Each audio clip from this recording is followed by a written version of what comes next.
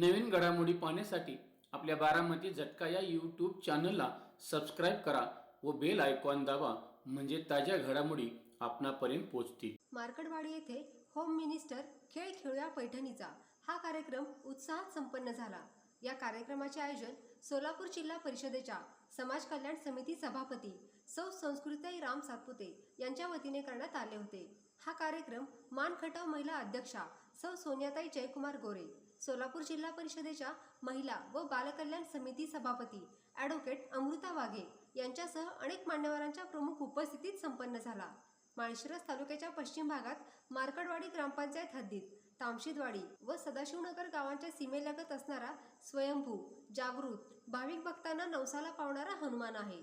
त्याची ओळख वशा मारुती म्हणून आहे. श्री क्षेत्र वशा मारुती मंदिर परिसर लोकप्रिय, दमदार तत्कालीन आमदार राम सातपुते यांच्या विशेष प्रयत्नातून विकसित करण्यात आले होते. या मंदिर परिसरात समाज कल्याण समिती सभापती सौ संस्कृताई राम सातपुते यांनी 5-6 वर्षांपूर्वी 3333 झाडे लावली होती. त्यामध्ये वडाचे झाडही होते. 3-4 वर्षांपासून या वडाच्या झाडाला वटपौर्णिमेला महिला भगिनी मोठ्या संख्येने येऊन पूजा करतात. महिलांच्या कलागुणांना वाव मिळावा यासाठी या दिवशी अनेक कार्यक्रमांचे आयोजनही केले जाते. महिलांना प्रोत्साहन देण्यासाठी सौ संस्कृताई राम सातपुते नेहमी अग्रेसर असतात. महिलांना हक्काचं व्यासपीठ मिळावं यासाठी अशा अनेक कार्यक्रमांचे आयोजन सौ संस्कृताई राम सातपुते करत असतात. यावर्षी होम मिनिस्टर खेळ खेळूया पैठणीचा या कार्यक्रमाचे मोठ्या प्रमाणात आयोजन करण्यात आले होते. या कार्यक्रमाला महिला भगिनींनी मोठ्या संख्येने उपस्थित राहून भरपूर प्रतिसाद दिला आहे. यावेळी महिलांसाठी अनेक खेळ घेण्यात आले होते. सदरचा कार्यक्रम आमदार राम सातपुते मंगल कार्यालयात घेण्यात आला होता. या कार्यक्रमात स्पर्धेत सहभागी होत महिलांनी मोठ्या प्रमाणात सहभाग नोंदवला. यावेळी ग्रामविकास व पंचायत राज मंत्री तथा सोलापूर जिल्ह्याचे पालकमंत्री नामदार जयकुमार गोरे यांच्या सुविद्य पत्नी मानखटाव महिला अध्यक्षा सौ सोनियाताई जयकुमार गोरे उपस्थित महिलांना मार्गदर्शन करताना म्हणाल्या, इथं जमलेल्या समस्त महिला भगिनी, आमचे सगळे पुरुष बांधव यांना माझा मनापासून नमस्कार. आज या मार्कडवाडीमध्ये जी गोरेची वस्ती आहे, या वस्तीमध्ये येण्याचा माझा हा पहिलाच प्रसंग आहे. पण या आजच्या दिवशी आज वटपौर्णिमा हा खूप मोठा आपल्या हिंदू संस्कृतीतला मोठा सण आहे आणि या सणाच्या निमित्तानं तुम्ही आज इथं मला बोलवलं. त्या निमित्तानं इथं जमलेल्या सगळ्या महिलांनाच वटपौर्णिमेच्या खूप साऱ्या शुभेच्छा. खरं वास्तविक इथं जमलेल्या पुरुषांना माझा एक प्रश्न आहे की आमच्या महिला 7 जन्म हाच नवरा मिळावा म्हणून कदाचित पूजा करत असतील, पण एकदा पुरुषाला विचारा की ही बायको तुम्हाला 7 जन्म हवी आहे का? कदाचित या जन्मात पण आपण कंटाळलो असेल, होय ना? असं असू शकतं, हो की नाही? मगाशीपासून संस्कृतीताईंनी सांगितलं की सक्षम महिला कशा असाव्यात. त्या खरं वास्तविक घरातल्या सगळ्या गोष्टींचं आधारासहित निवारण करणारा आमच्या महिला आहेत आणि त्या महिला असताना सुद्धा त्या सक्षमता इतका कधीतरी दाखवतात की त्या सर्व आपल्या घरातल्या पुरुषांवर हवी असतात आणि त्यामुळं पुरुष सगळे आमचे कंटाळून जातात, माझे बंधू सगळे कंटाळून जातात. इथं जमलेल्या माझ्या सगळ्या महिला भगिनींना माझी एक विनंती आहे, इतकं अगदी आपल्याला कंटाळून जावं इतकं आपलं वागणं खूप असं जबरदस्त नसावं, तेवढंच असावं अशी माझी सगळ्यांना विनंती आहे. मी आता सध्या वटपौर्णिमा असताना सुद्धा पुरुषांच्या बाजूने बोलते आहे, कारण इथं महिला जास्त आहेत, पुरुष कमी आहे. हे मध्ये सगळे बांधव आहेत, कारण इथं येथील त्या सगळ्या जणी महिलांचं कौतुक करतात आणि आम्हाला खाली दाखवतील अशी आपली भावना होते. जाता जाता तुम्हाला पुरुष प्रधान देश नक्की आहे आपला, पण तुम्हाला थोडंसं चढून जाते, काही हरकत नाही, पण घरी गेल्यावर परत नमतं व्हायचंय, लक्षात ठेवा.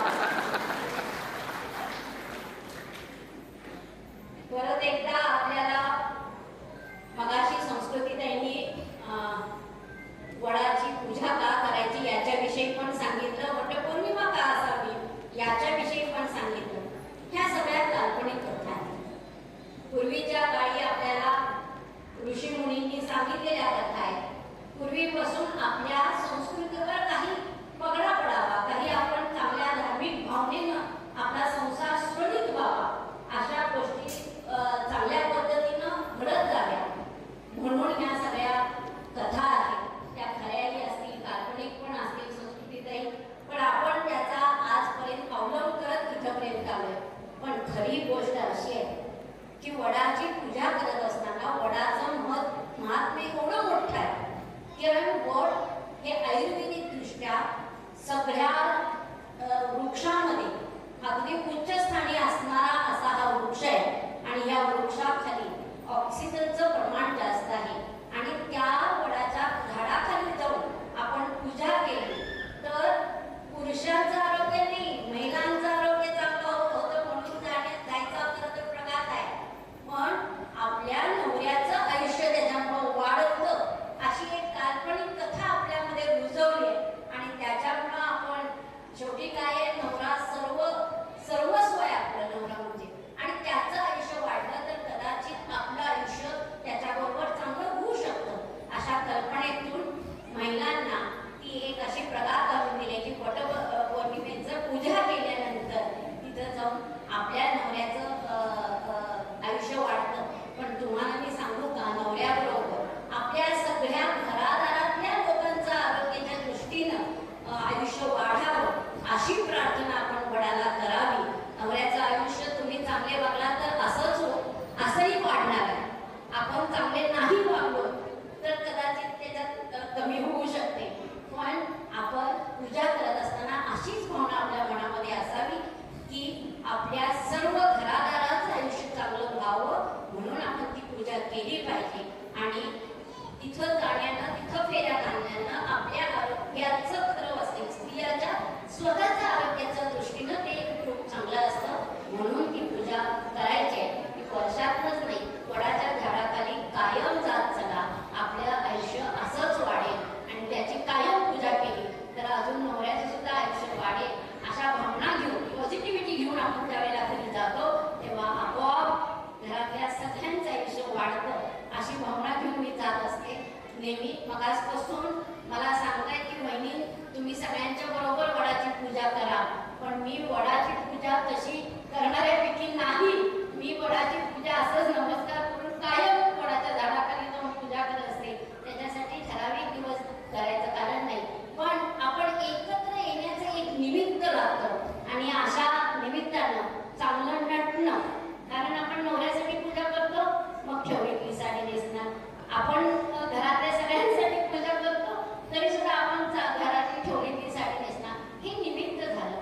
आणि म्हणून मला सगळे सण साजरे करत असताना आपल्याला एक अशी विनंती आहे की ज्या वेळेला सण येतील त्या वेळेला चांगल्या चांगल्या साड्या नेसून जितकं नटून आपल्याला येता येईल तेवढं येऊन हे सगळे सण साजरे करावेत. आणि त्या निमित्तानं आज जे खेळ आपण घेतोय असे कार्यक्रम जर कायम घेतले गेले तर महिलांना एक कम्युनिकेशनचं, एक चांगल्या पद्धतीचं त्या दृष्टीनं खेळ घेण्यानं कदाचित त्या पुरुष त्यांचं आरोग्य चांगलं राहील. ही भावना ज्यावेळेला आपण मनामध्ये ठेवतो तेव्हा ते खूप सुंदर पद्धतीनं महिलांसाठी चांगलं. कारण आपल्या भागामध्ये एंटरटेनमेंट नाही, एंटरटेनमेंटची काही साधनं नाही. तर अशाच पद्धतीने आपण ज्यावेळेला एकत्र येऊन असे कार्यक्रम घेतो तेव्हा त्याचा जो आनंद आपण घेतो त्या आनंदानं कदाचित आपल्या पुढचा सण येऊपर्यंत आपण ह्या आनंद तिथपर्यंत घेऊन आपण आपलं आयुष्य खूप चांगल्या पद्धतीनं उपभोगले. हा आनंद असाच विगणित व्हावा म्हणून तुम्ही हे कार्यक्रम घेता. आणि त्याच्यासाठी त्याच्यात काही गोष्टी चांगल्या होण्यासाठी आमच्यासाठी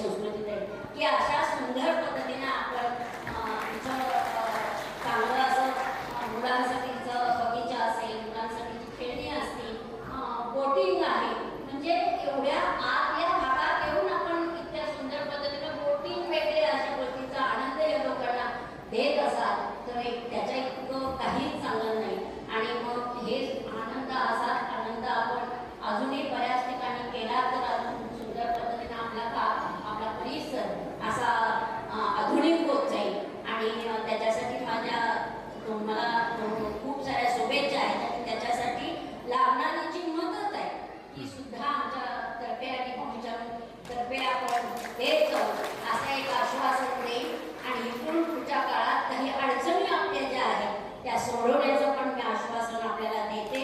आणि काव्यकलेच्या चरणी परत एकदा नमन होऊन इथं आणखी एक गोष्ट सांगून गेली की आता स्नेहल वाघमोडे यांचंही मी अभिनंदन खूप करते. आणि असंच ऑफिसर होण्यासाठी तुम्ही ज्या पद्धतीने संघर्ष केला तो संघर्ष बाकीच्या नाही आमच्या इतर मुलांना शिकवावा असे तुम्हाला आव्हान करते.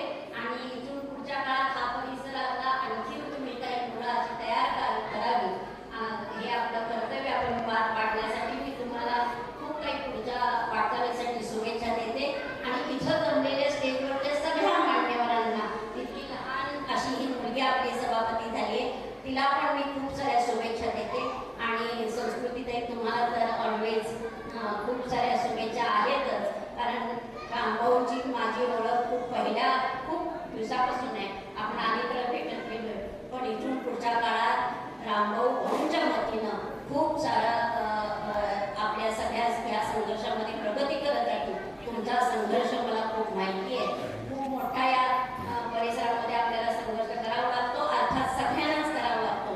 पण ह्या संघर्षातून जात असताना आपल्याला मारुतीरायांच्याकडनं खूप सारे आशीर्वाद मिळावेत अशी या मारुतीच्या मी प्रार्थना करते.